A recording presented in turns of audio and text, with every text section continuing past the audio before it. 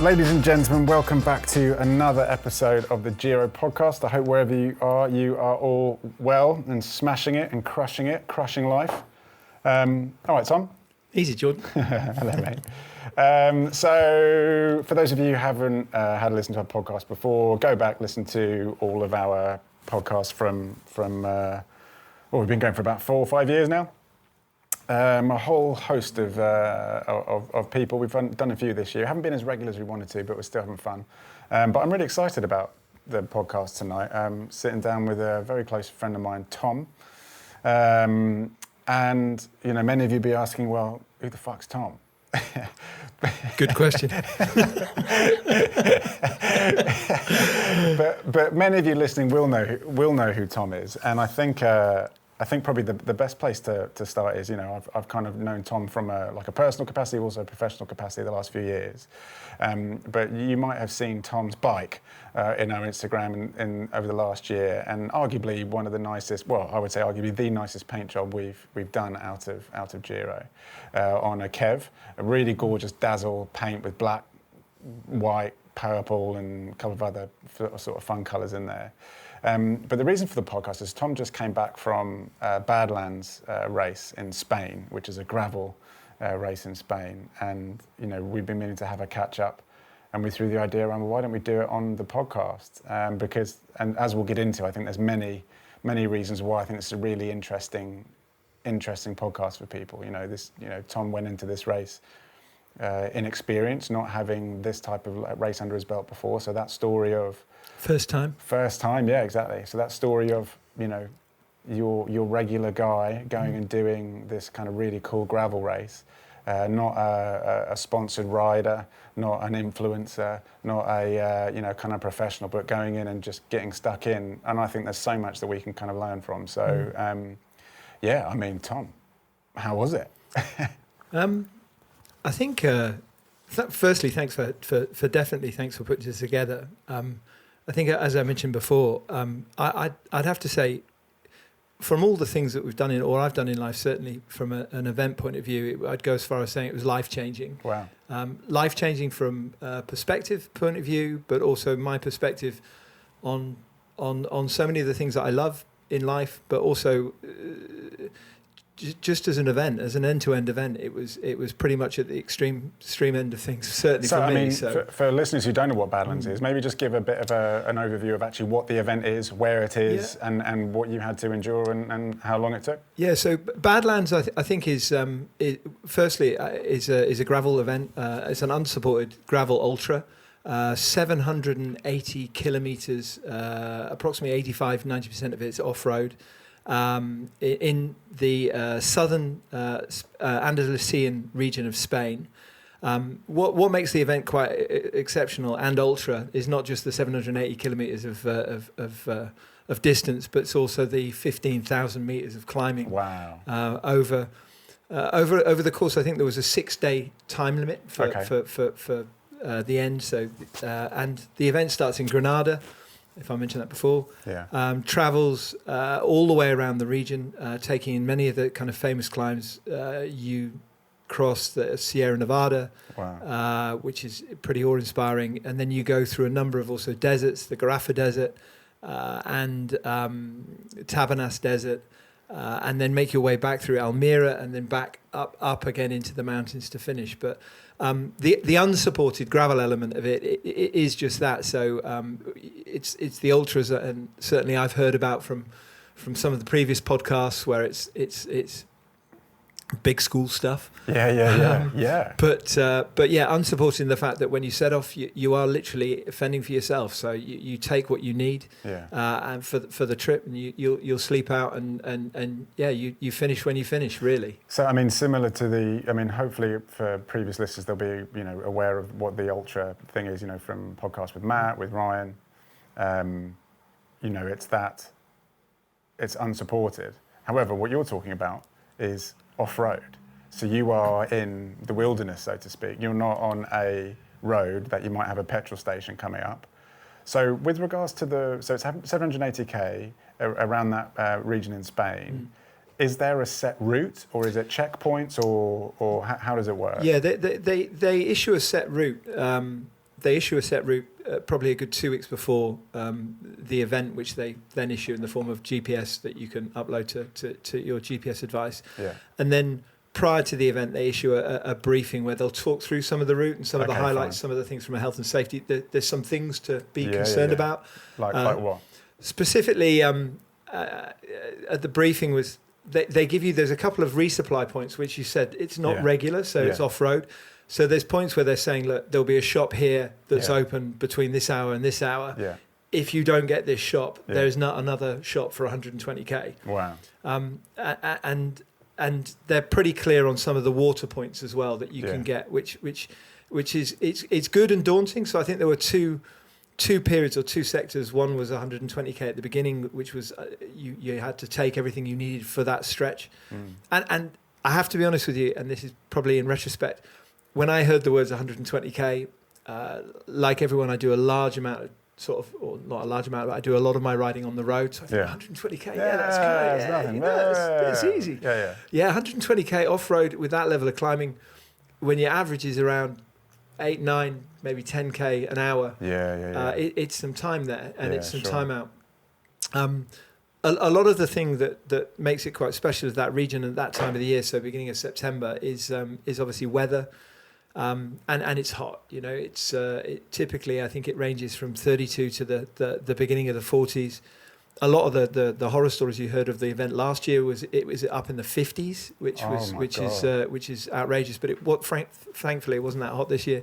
But that puts another complexity on it, because again, we live in the UK, and whilst we've had a great summer here, I think from a weather perspective and sun perspective, nothing quite prepares you to riding those kind of sustained periods of time in that level of heat, which it takes some getting used to. Yeah.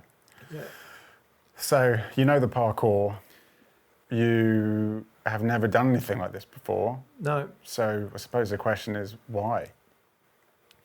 I'm not. I got to a point, probably like a lot of people, where I'm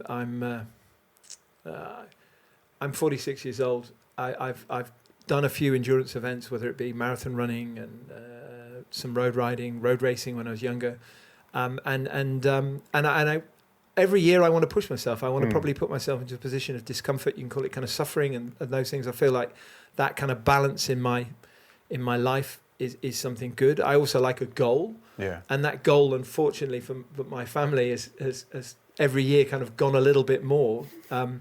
To the extent that when I saw the event last year and I was like, wow, that looks incredible. That looks like otherworldly. I was like, you know what, I'm going to go for it. I'm going to see if I can do it. And that was it. I mean, it was just looking at something that just seemed so otherworldly and humblingly huge, like incredible. I was just like, no, I'm going to go for an event and really have a crack at this. So love it. It's the fear, I guess, putting yourself in the deep end. So when did you sign up? I think the ballot opened, or the entrance opened in December. Okay. It sold out in 3 minutes as an event. 300 people, 300 places, so a mixture of solo and pairs. And it sold out in about 3 minutes. And randomly, I set my alarm. It's one of the few things I actually set my alarm for correctly, and I kind of got there and I just pressed submit, and wow, I've got a place. And I was just like, okay, now I have to have the conversation at home. Shit. Okay, what was the date again? Okay, yeah. The other thing that was also quite fun was, and it just dawned on me, when I got the place, you go from yay, everything's amazing, to then like, whoa, that's the first week that the kids go back to school. Gotta have that conversation at home. All right. But it's funny story. No, it was funny for some. But the ballot opened in December, so when I knew I got that place, it was then, just really thinking, wow, how am I going to do this? How am I going to train? And I have to be honest that this podcast and being able to listen to many of the people that have spoken on this was an amazing reference point. Some really incredible people that you've had hosted here, and I've listened to the podcast of Matt was invaluable. I mean, I have to be honest with you, I kind of almost limited the social media contact I had to have with him without asking for a friend and advice. But I've never met someone that's been so great and true with advice and forthcoming with advice. But yeah, there was a good bed of like great information that I've got from him. Yeah. Going back all the way to when I listened to the first things. Is it Jesse and Sarah from Curve? Yeah, that was in lockdown, wasn't it? Yeah, which is really interesting for that whole sort of philosophy behind the this kind of riding or this kind of out there riding or ultra. Yeah. So there's a purity about it. Yeah. And what's really interesting is so much of the advice that you hear. It's like it's not a selling. It's not embellished. It's not. It's just true. Yeah. It's like actually think about this, or don't do this, or think about that, and they are true. Yeah. It's like amazing how true they are. Yeah, absolutely. I mean, the referencing that the Jesse and Sarah one, you know, the links back to sort of exploration. Cheers, by the way. We've got cheers, mate. We've got a really nice Portuguese orange wine called Uivo, and it's really lovely. Incredible. Yeah, I know some people turn their nose up at orange wine, but we bloody love it. So cheers, mate. Yeah, going back to Jesse and Sarah, you know, like I think ultra cycling, and especially off-road ultra cycling, is the closest you'll get to that level of kind of like exploration that they really feel quite passionate about. And I remember I was fortunate enough to be in South Africa with Jesse a few years ago, and we were sort of riding and hearing him speak about just hearing his passion around the early kind of explorers in Australia, because a lot of it was on bike, and they were, you know, kind of, you know, as what we now know as like, you know, essentially the outback. They would go from start at one place and essentially go in one direction to the very limit of where they knew they could turn back and get back safely with regards to water. And if they didn't find water as far as they could, then they would turn back. If they find water, then they stop there, and then the next day they would go, and that's how they almost mapped out Australia originally. And it's just so cool. There's that element of, you know, there is a treachery to it, you know. And hearing you say, you know, in this sort of Badlands, like, you know, 120 kilometers in incredibly high heat with a lot of altitude, with no water stop, like, no two ways around it. That's dangerous. Yeah. Like, I mean, of course, it is a controlled danger, but you need to have your wits about you. You need to kind of be prepared and know, you know, kind of what your limits are. Yeah. It meant for some really interesting choices on the bike as well, because I have to be honest, when was the last time you rode with 5 litres of water? And you're kind of like, where'd you put it? So you have like 2 on the back, 2 on the bike, 1 in the bidon. Yeah. And there's that great quote, by the way, if anyone wants to download a book, the book that Jesse and Sarah wrote is unreal. But that pro tip of the your stomach's the extra bidon you never knew you had. It's unreal. You just absolutely get your fill. I'll put the link into that below, because that is a very, very good book. You know, getting back to you know, the thing you mentioned earlier about you just being a regular bloke. You know, you're not the sponsored rider, and you were texting me a couple of days before you left going like, shit, like I'm kind of seeing social media posts of like all these people already there. Yeah. I've got another week of work. Yeah. And then I fly out and I, you know, have like a few hours and then I start the next day. Yeah. And I'm like, yeah, that's rad. That's how it should be, you know, because you're not this kind of like supported pro rider. You're doing it out of a passion for it. It just means a bit of sacrifice, you know. It's the same as Matt. Matt takes annual leave to do, you know, these ridiculous rides, and you know, you're doing the same thing. So I thought it was cool, mate. And I sent him the message. I thought it was really inspirational. You were like, I would rather be in your shoes of kind of like having to sort of, you know, do the job, work the grind, support the family, and then go do this, and that's almost like a bit of a release. And you've got a couple of days downtime on the other end, but you also get like an unbelievable experience that other people wouldn't necessarily think that could be theirs. But I think what you've shown is it can, and it kind of should be, you know, theirs if people are. And you were saying you've had a few people contact you saying, "It's amazing, man. Like, how did you do it?" Yeah, I think that element of, like you say, it's definitely very easy, I think, to in the world that we live in, we are very readily influenced. But everywhere you look, in regards to kind of certainly these events, if you follow anything within certainly the sport of cycling, there's a lot of there's always a lot of noise, always a lot of things going on. And like you say, I think the week before I was in I had a really challenging week at work where I was commuting in every day. I was home late at night, and then I've got a family that are well aware I'm away, so I'm kind of managing that, and then you kind of got these like lists, kit lists, and where have I put this and where have I put that, and you kind of training. I mean, that was I suppose that the week before you were meant to be tapering, but I was laughing to myself at like 1:30 in the morning when I'm in my kitchen with my bike in bits, thinking, shit, how does this go back together again? And if I can't do it in my kitchen where I've got a toolbox, how am I going to do it when I'm, off grid? But Danny, no, I don't need Danny now. I've grown up. Come on, you can do it. What would Danny do? Don't call him. No, you don't have to call him. No, but a workshop. But literally, I had that moment, and then I was up like every day before, and I was like, right, my flight was, I think I finished work and went home, airport, packed, clear, got all the way there. And I'd seen a lot of people that were doing prep, people riding the course and checking the parkour and all this kind of stuff. And there was a bit of me that was like, shit, like, what am I doing in this mix? And almost, it's quite easy to feel a little bit like an imposter. But I want to just stress, if there's one thing that rings true. I think Ryan from Curve said it is, anyone can do an ultra.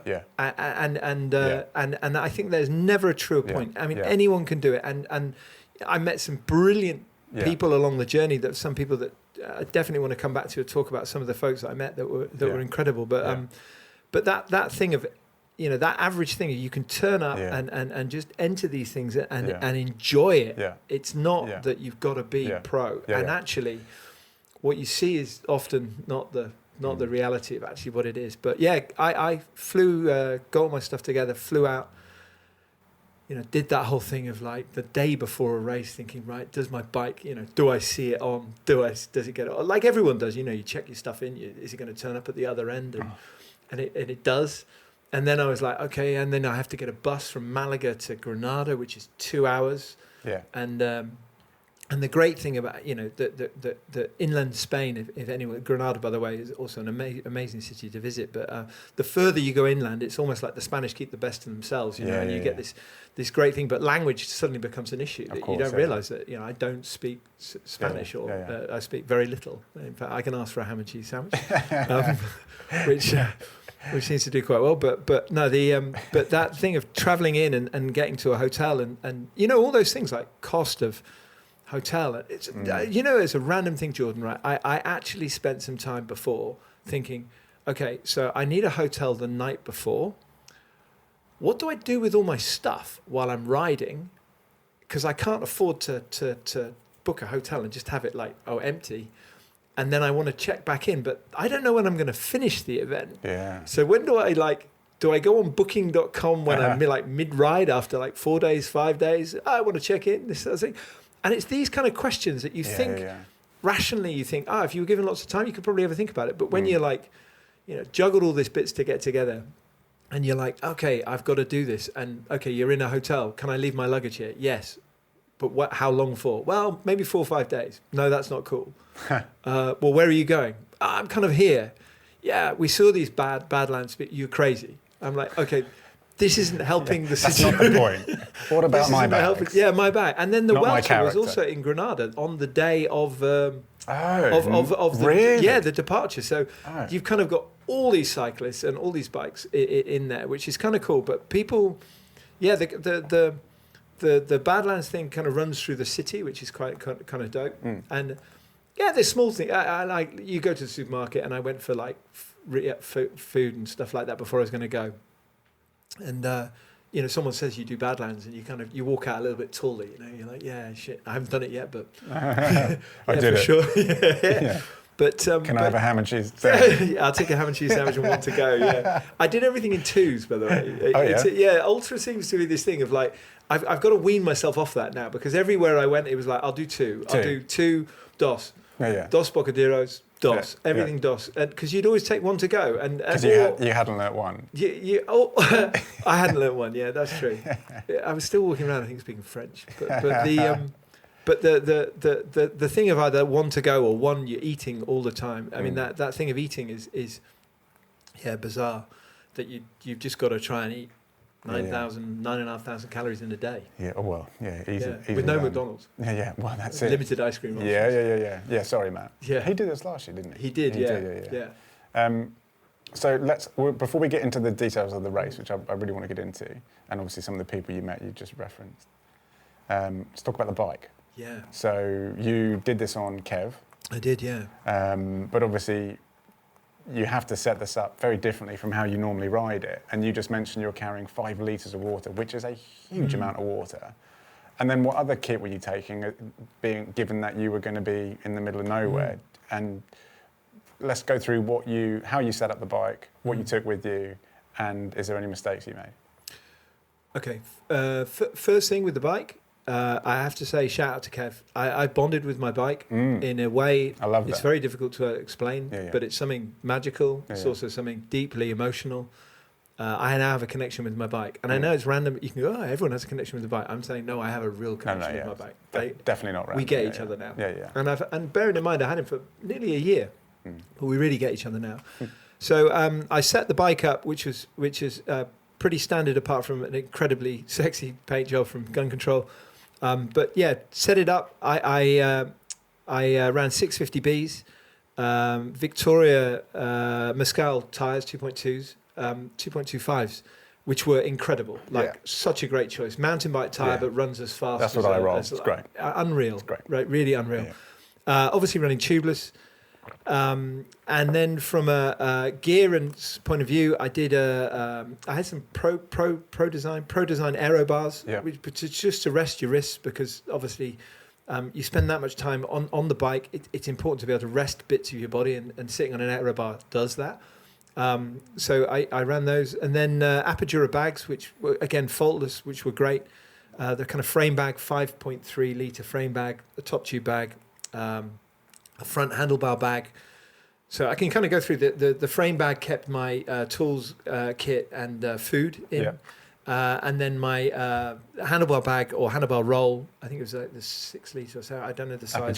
Apogura, yeah.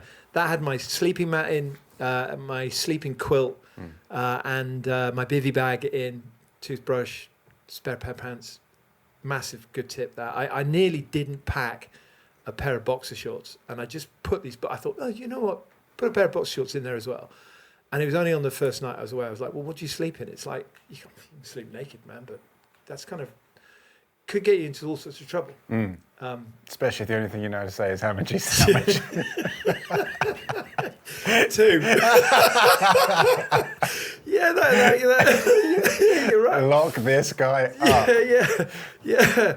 But yeah, that kept all the sleeping gear in, and to be honest, I got sleeping gear. I got a lot of stuff from Outkit. I've got to recommend this place. It's a UK company. It's really cost effective. I've got one of those their burners for the coffee. Oh, amazing! Yeah.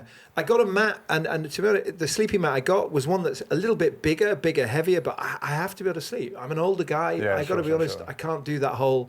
I'm going to sleep in a big bag on the floor. I need some level of creature comfort. I say creature comfort, you're still sleeping outside, but yeah, Apogura Outkit bag, and then and on the back I had another Apogura, I think 7 litre bag, which I kept more food, first aid, more just food. A lot of like bars and powder. Sure. Cocaine, gotcha. Yeah. No, the Morton powder, to be honest. I actually looked at, I needed a certain amount of carbs, because I'm a 6 foot dude who's like 85 kilos, so I needed 85 grams of carb every hour. Which if you try and work out how do you eat 85 grams of carb, it's like hard. Yeah, it's like 4 energy bars, which you can think, I'll do 4 energy bars an hour. You're like, do that for 14 hours. It kind of gets a bit like... What's like the Ferrero Rocher challenge is like, how many Ferrero Rochers can you use in a minute? You're like, oh, easy, it's so small, but it's like 6. That's like something like the world record. It's like, it's ridiculous. Yeah, it's bizarre. So that was done. And that was the bike. That was that was literally the bike setup. I think it was there. I had to admit, bibs, and I wore a merino t-shirt, which was quite funny actually. So I wore a basic merino t-shirt, like a normal merino t-shirt, and my theory was it can dry, it keeps you cool, it's antimicrobial, keep the smell down. But the funny thing was, when I got to the start, I was like, everyone's wearing race jerseys. And I was looking at myself and I was like, why am I'm wearing a t-shirt? Maybe I should go back to my room and get the race jersey. Why is everyone else wearing a race jersey? What the fuck? And you've kind of got this weird thing of like, not conformity, but like, what don't I know? What don't I know? Yeah. Well, there's that imposter thing, isn't it? Yeah. So everyone else knows what they're doing, but me. Yeah, I also looked like, with the amount of stuff I had on my bike, I looked like my wife had kicked me out of home. I mean, really. And I looked at everyone else's bikes and I was like, shit, nobody else has this stuff. Like, where's all their stuff? Where is all their stuff? And I was like worried. I had this like kind of RV kind of tank, which, I mean, in hindsight, I actually realized that it's just about having the confidence, and it is a confidence thing, to do what's right for you. Yeah, you know? 100%, yeah. But that doesn't come easily. To even Yeah. I'm confident, I can be outspoken and stuff, but I'd say just to have that inner confidence of just do what's right for you, and actually that's all right. And I suppose, like, I remember when we did a podcast with Rory Townsend, who's a pro, current Irish champion, which is quite cool, road champion, and. He said that when he first became a pro, like it took him about a year to realise that everyone else is suffering. Because he was always just like, like this really hurts. And I suppose there's that thing where you're kind of going, you get into that space, and especially as it's your first time, you're inexperienced, you're seeing some of these quote unquote influencers, like people who've done this shit before. Yeah, pros as well. There was Leia Wilcox was there. Okay. And I mean, real literally professional, which is mad, there's professional ultra riders, but whatever. And then you're like, shit, like, exactly as you say, that imposter syndrome of what have I done wrong? Yeah. What do these people know that I don't?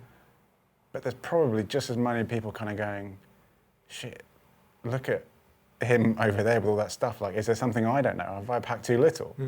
But then it was, as you say, it also comes back to that thing of the beauty of ultra riding, which is anyone can do it. And you do it at your own pace, And, I know when Ryan referenced that, he was talking about the Indy Pack, going from Perth to Sydney. He's like, anybody can do it. Just some people do it a bit quicker, but anybody can do it. And that's the beauty of it. And it is true, like anybody can do it. Yeah. And you just do it in your own vein. Completely. And also the packing thing, the thing of knowing yourself. I mean, we mentioned Danny before, but honestly, if Danny looked at the tools I took spare spokes. I mean, I have to be honest with you, Jordan. Can you change a spoke on a wheel? No, I can't. Nope. But I felt like having two. It's the right thing to do. I don't know what for, but they were just like, comfort spokes. Just leave them in there. Leave them in there with all the other stuff that I'm to like. Get that scratch on your back. Get that itch on your back. Oh yeah. Seriously, there was some stuff that I was like taking that I was like, I don't need that. I really don't need that. I mean, I had to. You don't need a down quilt when it's. I mean, it's still like 18, 19 degrees. Oh, it does. It gets cold in the evening. They reckon that. Yeah, they say, but it's. I definitely think there's that thing of you go back, and I did this thing, which was when I came back, I was like, what did I use? What did I not use? And write it down. What was good? What was bad? And it was fun. Great, man. Yeah. It's like that thing if you want to know what clothes you don't wear in your wardrobe, you turn the hangers the wrong way around. Oh, wow. There you go. I didn't know that. And then you only realise the ones that you actually use a lot because they're facing the other way. No way. There you go. Oh. Little top tip. Pro tip. Top fashion tip. Amazing. I like that. Take the rest to a charity shop. Yeah. Okay, so we've got a good idea of bite you're taking. Oh, water. I mean, I didn't have one mechanical either, which was incredible. Love that. And there's a lot of that's down to Kevin, and like that close relationship, keeping an eye on him. Like he likes a lot of lube. But you have to. I mean, there was stuff like you every time you stop, there's like drills, little things that you got to do. I mean, how often do you oil your chain? Do you oil your own chain anymore? Or does someone else oil your chain for you?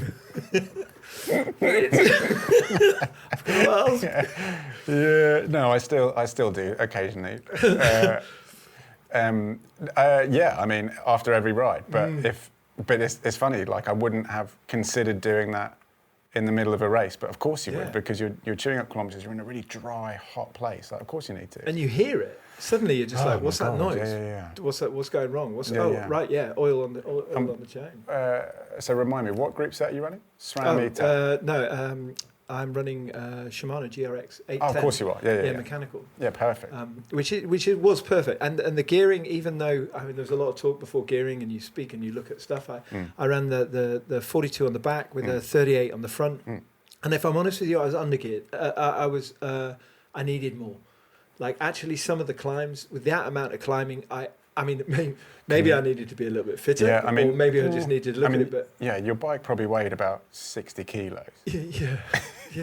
But there's that great thing of when you're on any climb. Yeah. What's the first thing you also do when you're on a climb and you see someone else go past? You look at their gearing and you think, yeah, I need that gearing. Yeah. If I had that gearing, I'd be riding as quick as he is. I'm not sure there's more you could squeeze out of a GRX though.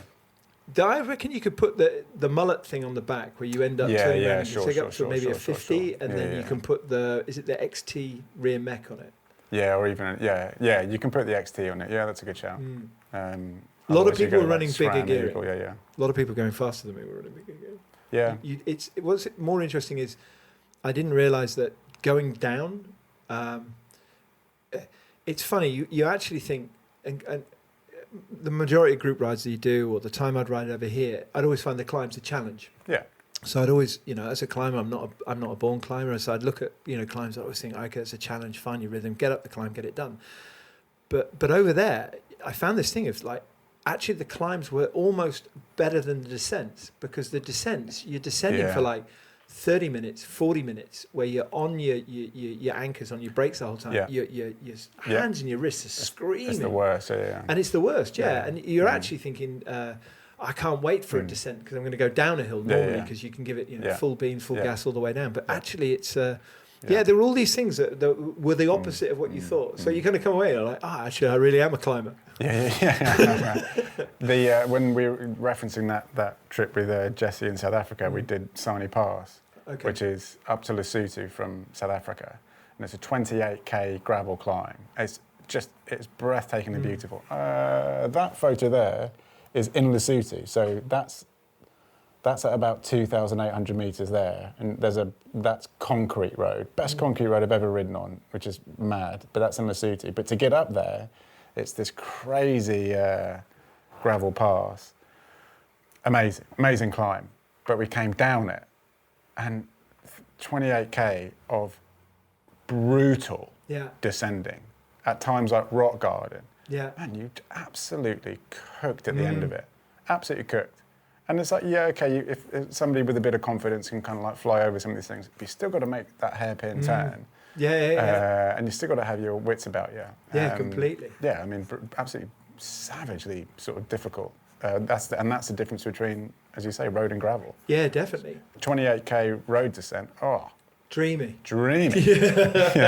Yeah, but it's definitely there's a whole dynamic there that you're just not prepared for, even though you think you're prepared for, you're not prepared for, but enjoyable nonetheless. But still, but still very different from what I thought I'd enjoy. So no mechanicals. No mechanicals. And how were you carrying water? You had a Camelback? Yeah, I had a big shout out to Apogura, since they do get this stuff very right. But they had a hydration pack, racing hydration pack, 2 liters on my back, which was good. Did that get hot? Yeah, really hot. Yeah, but temperature, it was a bit like the sea, where the first third was a temperature, and then the rest was a temperature as well. Yeah. And what was also kind of mad is when you fill up with a lot of the water from fountains, you realise they put a lot of chlorine in the water. Oh, interesting. Which warm water with chlorine is also is no bueno. Yeah. It does taste a bit simple. Yeah, but so 2 liters on my back. I had 2 bidons, which I think cumulative. One was a 500, one was a 700 or something, and then I had another bladder pouch that I had as a spare, because I just thought for the bits where the sections where there was no water, I was like I was panicking. I was going to die of thirst. Yeah. So I took another 1.5 litre bladder for the Apogura bag, which I actually put in on one of the stops, loaded it up, and then used it. But yeah, fluids and how much you can drink is pretty incredible. Like you're literally raining like your body. I think just raining sweat and changing over. It's quite incredible how much you have to drink. I think I was doing like 6-7 liters of water a day. Yeah. And you can easily. You can imagine it. Yeah. Amazing. So, bike set up. You get it out there. It gets off the plane. Yeah. Bus transfer. So then, talk us through the sign-on and race and that experience for you I mean, it's funny because you say, you're the sort of like, the regular guy amongst, some of these pros, and there were some pros there. There's obviously probably a hell of a lot of people that had the same amount of trepidation that you did. Yeah. But maybe, some weren't showing it, or, everyone's like you, just, confident, so just talk through that whole experience of sign on for your first ultra race when you can't speak Spanish. Yeah. Well, the interesting thing is you're there on your own. So you're literally there with your own thoughts. You're there with your own thoughts a lot. So for me, it was, the day before, which was registration day, was cool. So I got up and, really smashed the buffet in the hotel. More than like an abnormally amount of food. But I was like, yeah, I can do that. And it's probably the right thing to do. Yeah. But yeah, went down to registration, cycled down there and thought I'd use it as to test out the bike, make sure everything had gone back on right and there were no kind of gripes. And then, sorry, there was one thing about setting the bike up that was quite funny is the old warmer bars. There's not a bike bag, I think, in the world that's made for those boys. So I had my road bike bars to travel and I had the warmer bars sort of stacked in a bandaged in, so I had to set it all up, get my wide bars on there. Yeah. So I did like a bar swap to get the bars on. To get the bars on. Anyway, went down to registration, which was really cool. I mean, they obviously did it in a very open space. The race organizer, the guy David who puts it on, was not so much welcoming, but it was just really a nice spot to go in and register, of which you got your bag, which came with your cap with your number on, which is you're kind of getting the feels then, and it's just what it does is everything just adds to being more excited, which is also makes you more nervous, which is also like, holy shit, this is real. And you're kind of giving over insurance documents, which you've got to do, your insurance document, your passport, all that kind of stuff, your ID. And they hand over your gear and you just hang out there before the briefing. But then, and you can't help it. You just watch and you check out what other people are doing. And then what was quite funny and what I've actually realised is what Kev is brilliant, right? Because he's a bit of a talking point. Yeah. So basically, you kind of went there on my bike and I set up. And then because I was sort of sat there, people are like, hey, and titanium, a lot of love for titanium frames. Sure. A lot of people are like, TI. And you're like, yeah, TI. Yeah. And the curve. And they're like, yeah, nice bikes. I like this and this is. And then one guy also seen it. And the German guy was like, I saw this on the Giro. I love that. Giro site. Yeah, this bike. So it was kind of cool. And then you talk about just being excited with other folk. And, I met a few people at registration who were just folks like me who were just really excited. I met a couple there who were like, yeah, we're really excited. We really like your bike. How long are you taking to do it? And I didn't know. I mean, I estimated on what's it called? Commute. I put in how long I reckon I'd ride for. And I think it was, for me, my pace was 18 hours a day. It was going to be 5 days. And 5 days. So that's what you're going for, 18 hours a day? 18 hours a day, wow. 5 days. That was my estimate from the get-go. But then I thought, this couple that I met, they were like, yeah, we want to do it we want to finish on the last second of the last day of the last thing, the thing. We just want to enjoy it. Like pure Lantern Rouge stuff, And they were just doing it for vibes. And I was like, yeah, that's cool. They got it. Yeah, they got it really right. Like rinse an event to everything you can get out of it. See as much as you can. Yeah.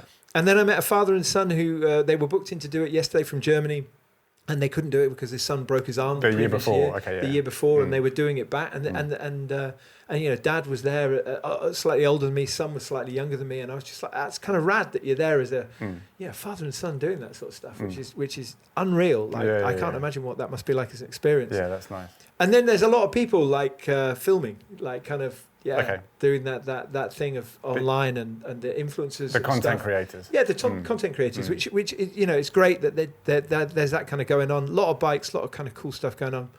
And then you go into a briefing where you sit in a room and you could, it's exciting. The guy gets up and he talks through the slides, final briefing, what to be aware of, what to not be aware of, and you just, you've got it all to yourself. You're just taking it all in and taking photos of stuff. You can see a slide, take a photo of it, maybe, and then you realise he sent you the presentation through anyway before, so it's kind of cool. But there's big cheers and the big vibes, and then you kind of finish and you kind of like, okay, cool, and then you basically got this thing that you're just waiting to start.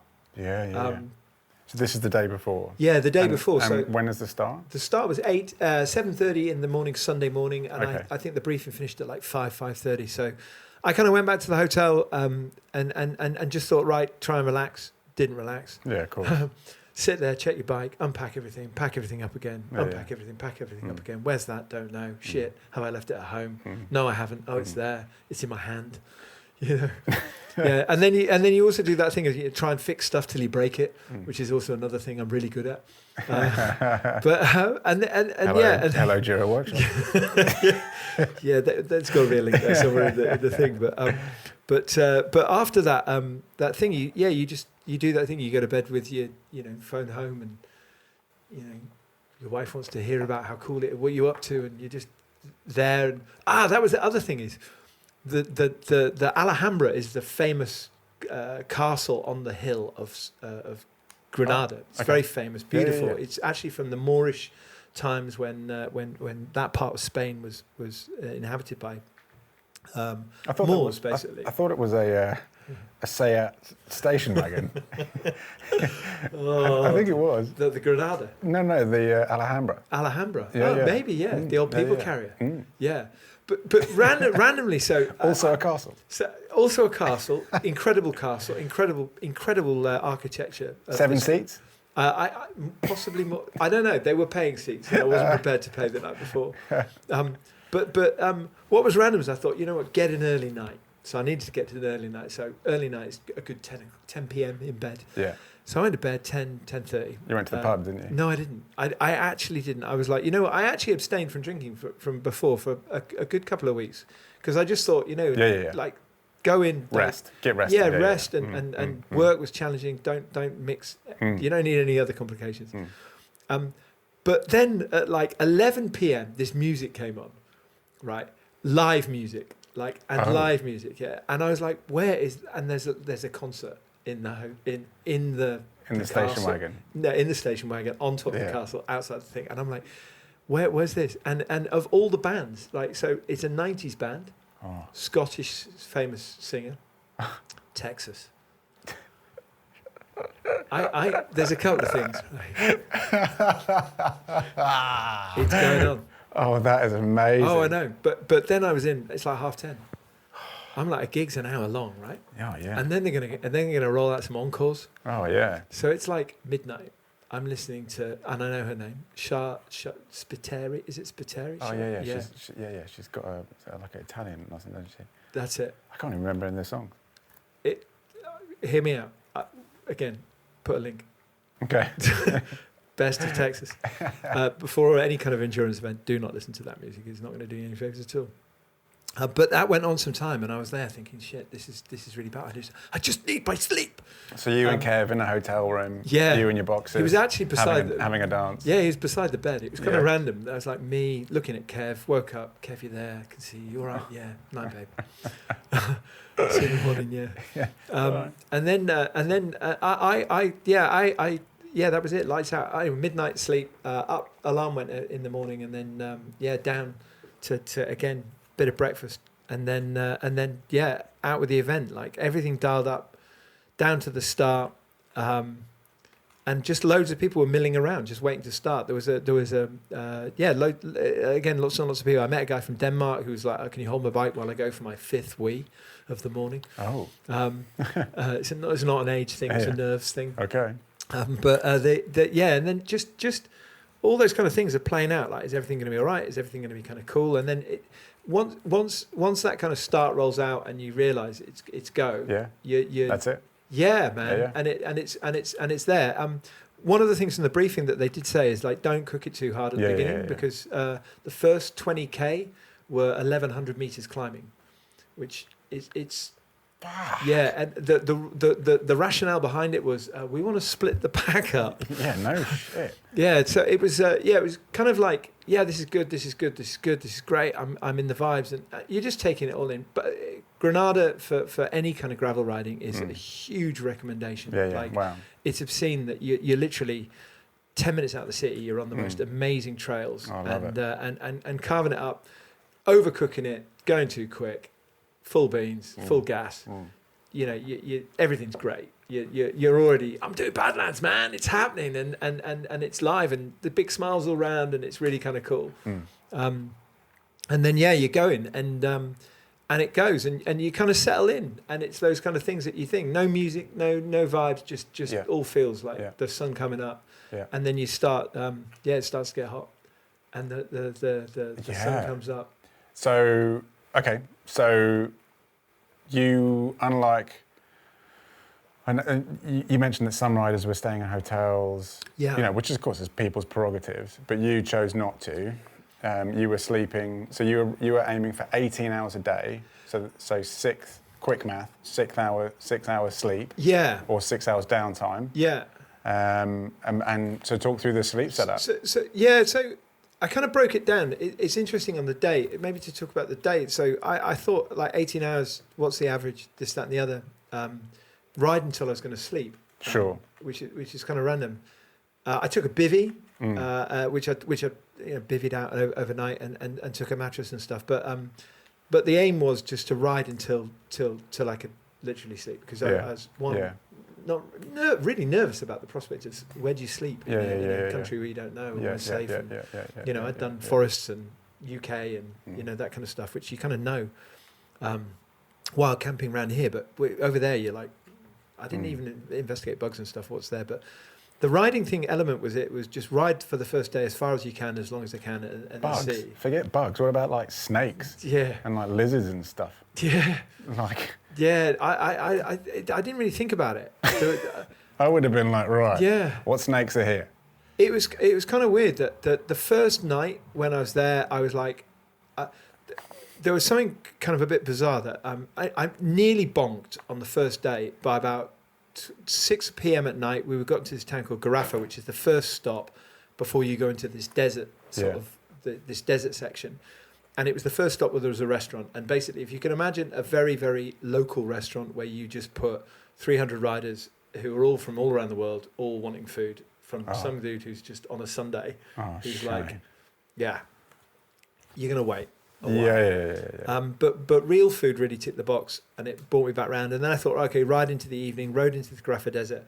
But it was kind of getting to the point that, like, I think it got to about midnight that I was like, I don't think I can sleep in the desert. I'm not ready for that yet. Sure. So I was like, the rules are you can kind of go off the trail, but you have to join it then again. Okay, but I looked at this on the map. I was like, okay, there must be a town near here that's there. And there was this town called Hinojores.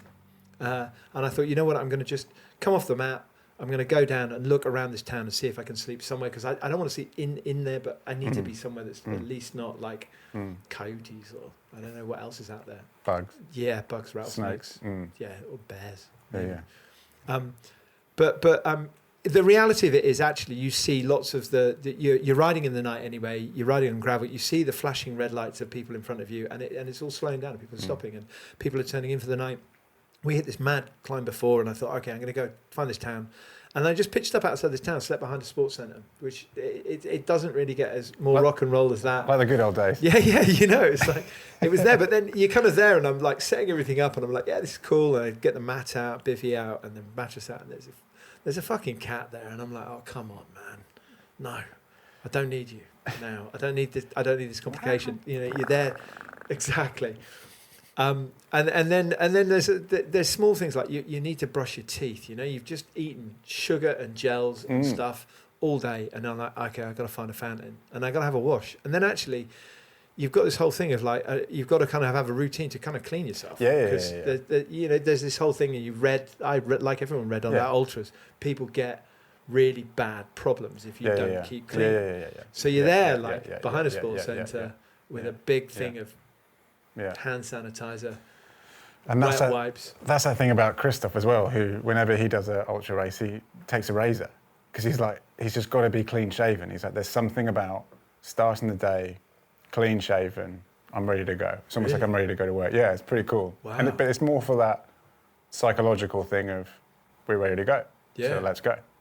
Wow. It's pretty cool, right? Yeah. That's amazing. Yeah. No, I did the old wet wipes, which is that wash. But yeah, no, but then there's you hang everything out, turn it around, and it's amazing how quickly you get it doing. You know, you find it's funny. Your kit finds its place of where you need to do what you need to do.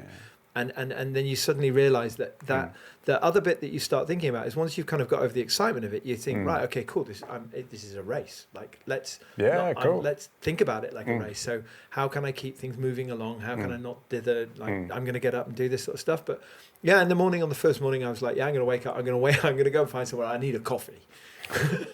I'm not gonna lie. I was just like, I need a coffee. So I went into the local town, went to get a coffee, and then rejoined the route after having a coffee. Which is quite funny, going into some coffee shop with loads of guys who are just on the way to work on a Monday morning, getting their morning coffee, and you're turning around like, and they look at you like you're from the moon. Like, ham and cheese toasty. Yeah, DOS. But rejoined it, and then you kind of hook up, and then you're back in the vibe, and what's quite fun is on that level of course, you realise you fall in with a set of riders that you're kind of either all passing or meeting each other at different points. So it might be fountains or resupply points or just restaurants that you see the same faces, and you start chatting and you start to talk. You know, you share stories on the road, and it's like I love that. It's great because you do that thing of you meet some cool people that you realise are kind of on that same tip. Yeah, sometimes. you've got a bond. Yeah. You're obviously at a similar kind of like pace to them. Yeah. That you've all automatically got a common, theme, as it were, or something in common. That's great. Yeah. I love that. And then you kind of go into this thing that's I found that the most interesting thing about it is you live in a world where you're looking at yourself like a battery almost. Your food, where you have to fuel, how much fuel you've got in you, what you need to keep yourself ticking over, and then it's just it's laughs and jokes and the next time I actually fell into riding with another guy who was riding from Munich, and talked to him most of the day. Nice. And ended up having like a really long conversations about life, what he was doing, what was going on, and you realise everyone's on their own trip, and they've all come there for the same reasons. Even the guy from Germany, and I only met that day. But what's also quite funny is you're kind of riding, and it's like, again, it gets to 11:30, 12 o'clock at night, and then second night in, and some Germans going, "Where do you sleep this evening?" And you're like, "Oh shit!" This next to the cat. Yeah, I'm probably, yeah.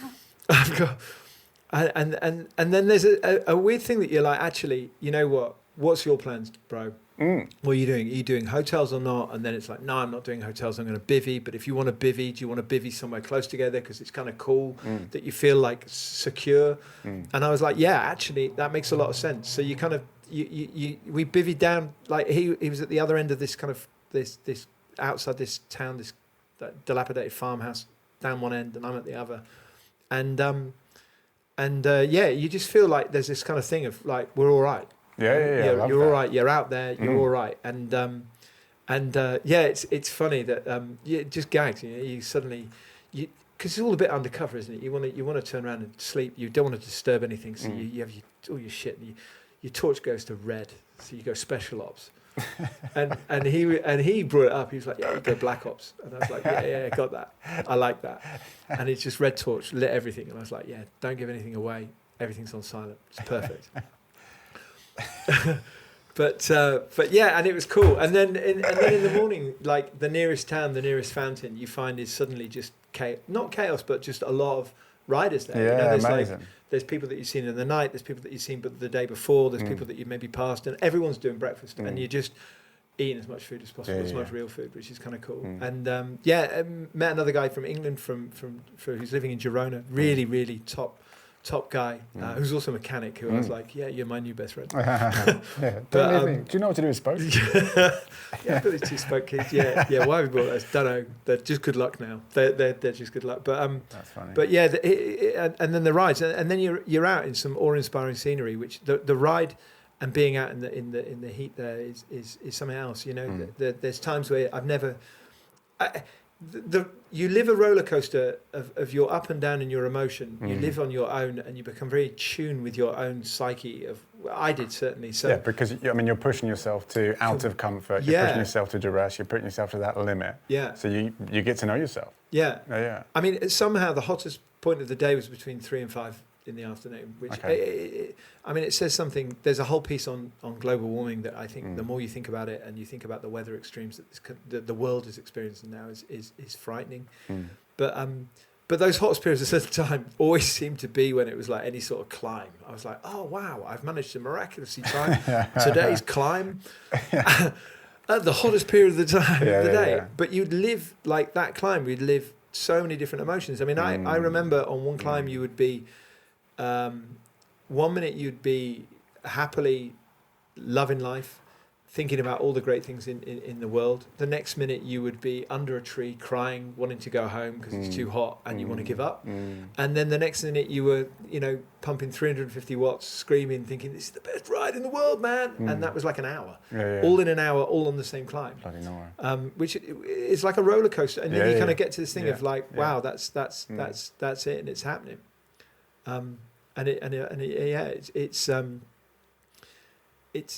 It's definitely, you start to think more about your internal vision, or your mind goes a little bit further out. You start thinking about people in your life that mean something to you. You start thinking about the sacrifice that they've made or you've made to do these things, the reality of it all, and that becomes quite humbling. It starts to really dig deeper than certainly and this is certainly something that I think I've actually I've really enjoyed as an experience as an amateur of the ultra. I don't feel comfortable even saying that, but doing an event like this, I feel like it's allowed me to get a perspective on myself, which has deepened my thoughts of others and people I love and people that mean something to me. And I did mean it. Like when I came back, there was, the community of Giro, like some of the people I've met in here and some of the messages I got were really, really cool. Like, and in a very open, direct way, that meant a lot. And I was like, actually, that to me is, it wouldn't be as good without that input and that kind of element of community of very selfless, very only thinking the good of wanting the best from someone. I think is something that's very precious. And family and things is, it's humbling, but ultimately it's a privilege. I certainly realised that privilege more and more as the ride and race went on, because it started as very much a ride and then turned into a race, which was quite fun. But I can speak about that in a minute. But a privilege from what standpoint? Being able to do it. Sure. So actually being able to take the time off work, book it as holiday, which was not family holiday. It was like my holiday. My wife was like, you're going on a 6, 7, 9 day cycling trip. And I was like, it's kind of, no, yes, it is. It is actually that. Yeah. It is just that. And whichever way you look at it, it's time away from my son, who didn't realise 9 days. That's a long time. That's football, 2 weekends, and stuff. And that's his first day back at school in the new year. But that privilege of being able to do something like this has to have a value, and that value to me was only really perceived once I'd done it. And I think, like a lot of people, I've gone. We all go through life charging at things and running at things and probably never really contemplating the value of support that people give to stuff. But I mean, obviously, I'm saying this as somebody who hasn't done an ultra. I'm saying this as somebody who hasn't done an ultra on road or off road. Yeah. But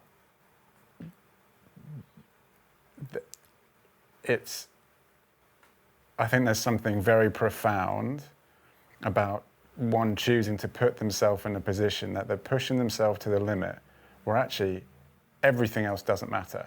The only thing that matters is eating, drinking, and keep pushing the pedals. Yeah, chamois cream as well. And chamois cream. Yeah. But I mean, there's very few. I would say that few people get that privilege. You know, you hear ultra runners talk about it. Well, going to finish the race, you just get into that pure survival mode. Yeah. And I think when one steps into that place of almost that necessity of simplicity, that is, I think the byproduct of that is incredibly humbling. Yeah. And there's just that kind of level of just understanding a perspective, understanding of what's important. And ultimately it's just a bike race. As in, you have a start, you have a finish, and off you go. But the journey of that and actually pushing yourself to those limits is really profound. And it's nice because you're not standing there as this kind of professional person that kind of does all these crazy things and, you know, lives life a day. You finished the race, you had a couple of days, and then you went back to work. I did. Yeah, very much so. And you chose to take that time to speak. And you're right, it is a privilege, of course. But there's something profound in that as well, as in putting yourself into a position of survival mode. And I think you become more human, you know. And I mean, we could talk for hours about kind of that narrative about, you know, what is it to be human. But I think, you know, when you get yourself into that position of ultimately survival, and yes, it is in a very niche category. Yeah.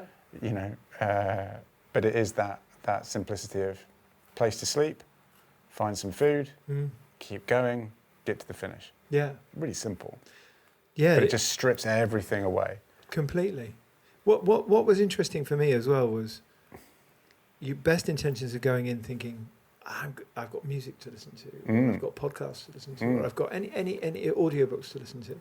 And actually, I didn't. Yeah. I spent a lot of time thinking. I spent a lot of time contemplating things, and I didn't realise that unpacking of all those kind of things actually took a lot of time. But you're right. It's meditative, isn't it? Yeah, it really is. And I think that the accessibility of putting yourself and like I said, I cannot stress enough that a lot of these and don't get me wrong, I think ultra events are brilliant. This was a brilliant event, by the way. This is a brilliant event, and I would say to anyone, if you're contemplating doing it, do it. It's incredibly from an experience, a view. You will never see scenery that you don't believe exists in this world as you see and witness there. But also that thing of ultra is accessible. It's so, if you are privileged enough and you can do it, then I would really recommend it, because it's a great thing to do. It's a great perspective on life that I would definitely say I valued. Well, a really good friend of mine, Barn, who I've kind of grew up with, we sort of played in bands together growing up. He got into cycling the last couple of years. He did his first ultra this year on road. He did the Pan Celtic. Oh, wow. And he just came back and he was like, yeah, I'm hooked. And for all the same reasons, that imposter syndrome at the start, and then you realise actually there's a lot of people on your same wavelength, so there's a level of comfort in that. But ultimately it's just bloody hard. Yeah. Like, it's just really, really hard, and there's those emotions of, right, just get to the climb. Yeah. Oh, it's only around the corner, and then you realise it's not around the corner. All those, you know, kind of stories of kind of like euphoria and defeat. But ultimately, you finish. So, Tom, you finished. Thanks. You got to the end. Yeah. So talk us through the emotions of the finish line. The finish line was what they didn't tell.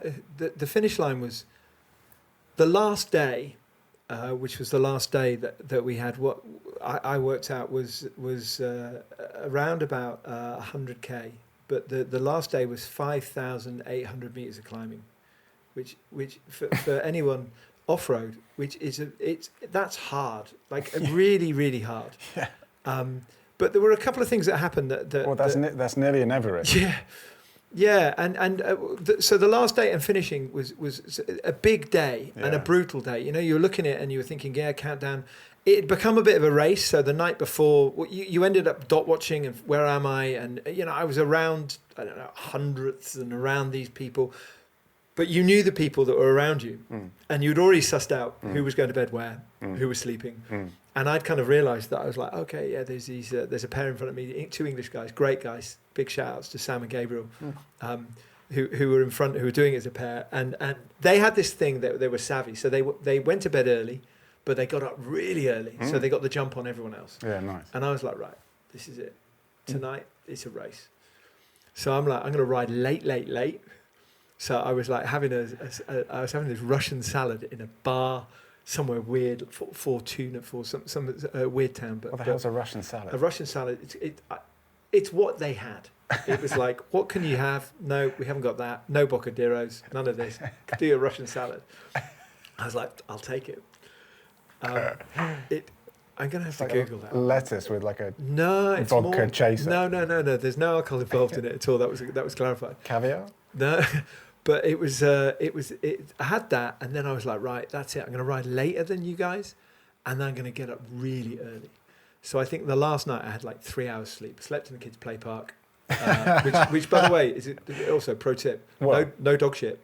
Thank God you bought your boxes. Yeah, exactly, yeah. But yeah, they're clean. Like kids' play parks are generally clean. So Yeah. you've got somewhere safe that you can see. It's well lit. Top touring tip. Top touring tip there. But yeah, got up, 3 hours sleep, got on the bike really early and got the jump on. And I was like, yes, I'm doing this. I'm having this away. And then there was another guy. Anyway, it was all happening. The last day, big day. What they didn't tell you is 5K before the end, there was a vicious hiker bike. And I mean a hiker bike as in like cliff, like you're literally scaling down a cliff. Like like downhill? Yeah, no, it was down and then back up. It was like where the path had been washed away by a mountain, and it was like this thing. And you looked at this thing, 5K out, you'd like 5K before the end. And there was a German guy I was with called Johannes who literally lost it. He was like, I came to ride my bike. This is bullshit. What's the point of a hiker bike? And I was like, I think it's there to fuck with your head. I think it's there to break you. Like, this is what I think the hiker bike is. I think it's there to really test your resolve. So you sent it?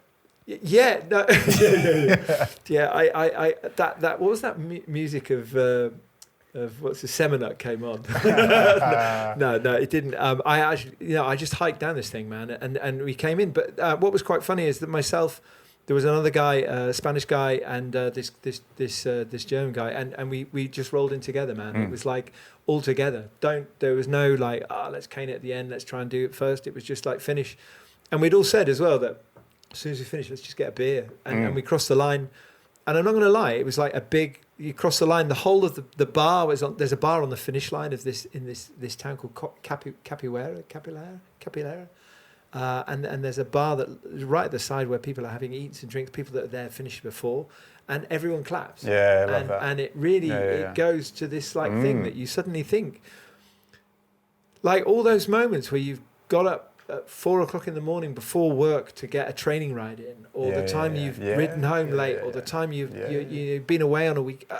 All those things, those moments come kind of crashing in. And I have to admit, I didn't do the whole, oh, cool, have my photo taken. I went off and had a little cry. Oh, yeah. Yeah, man, because it was like all this sort of stuff. And you don't realise, you like a lot of things, you use these events as a yardstick in your life. It's your drive, or it's that many weeks away, or in this time, or you've overthought, and it was there and it was done.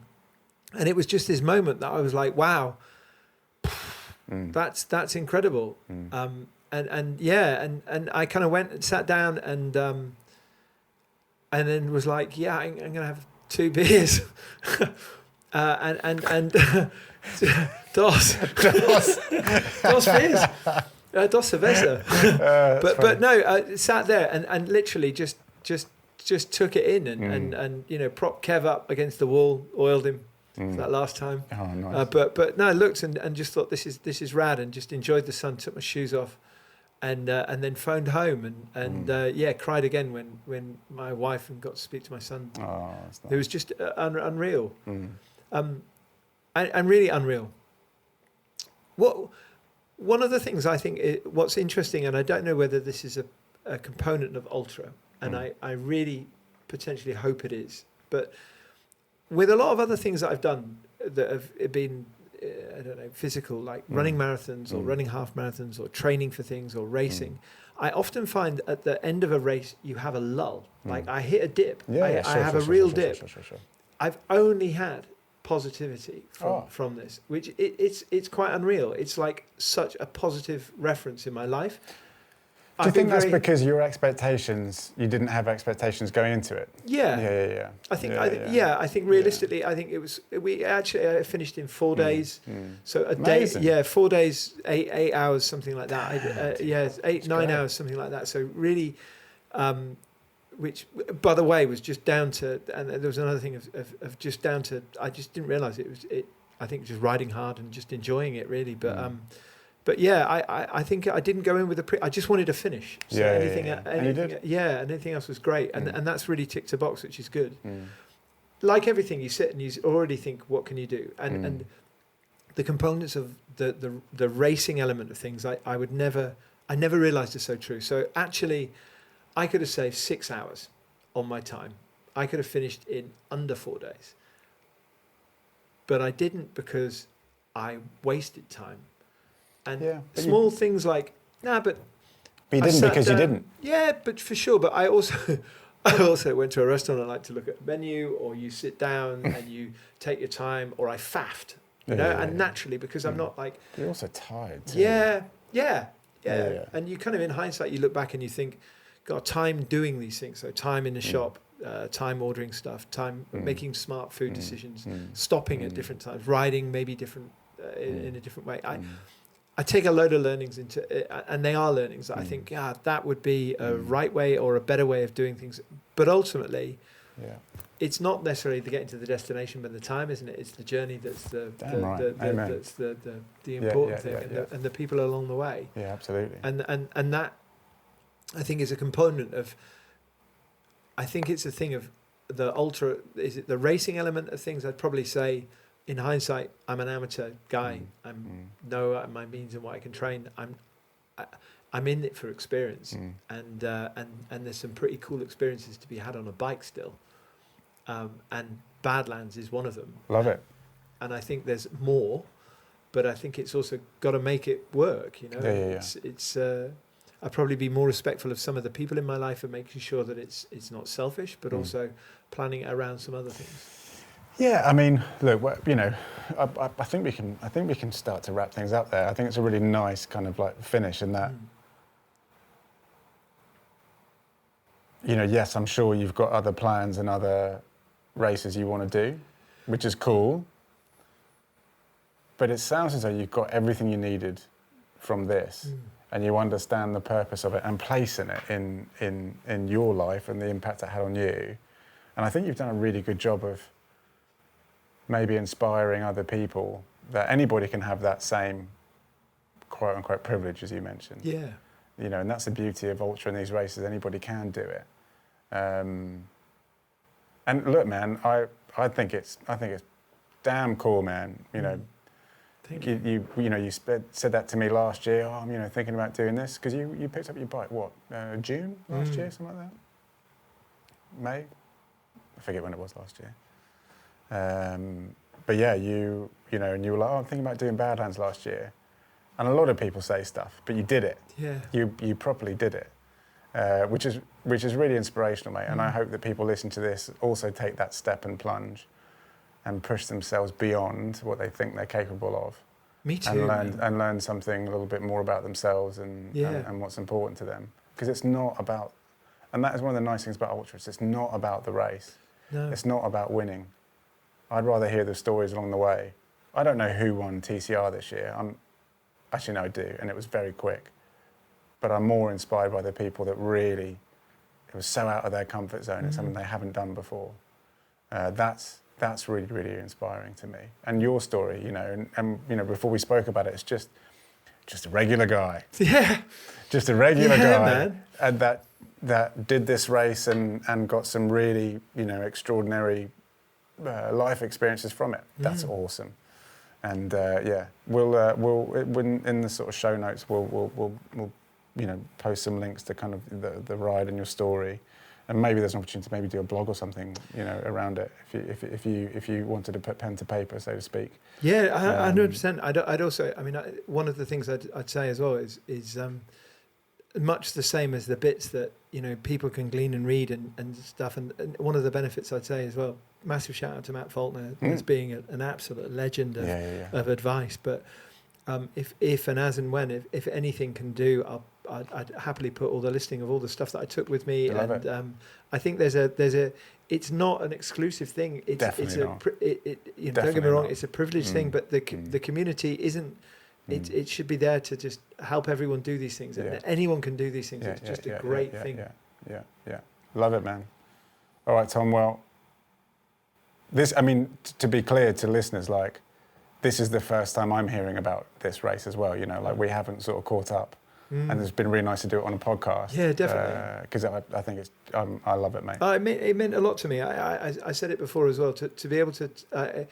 I honestly said that after it, when I downloaded and thought about some of the things that mean a lot, the people at Giro and yourselves and you know, the curve and all those things that have been introductions definitely through this business, and knowing you guys and working with your crew and the guys, you know, that's how and what I certainly think, and just being able to talk about it, and also hopefully being part of a tapestry of resource that can either help or inspire other people to do similar things is a privilege that Event can do. That's the exciting bit. Yeah. You know, hopefully see other people go and do the same thing like yourself and my buddy Bon. Yeah. All right, man. Thanks, pal. Thanks, cheers, man.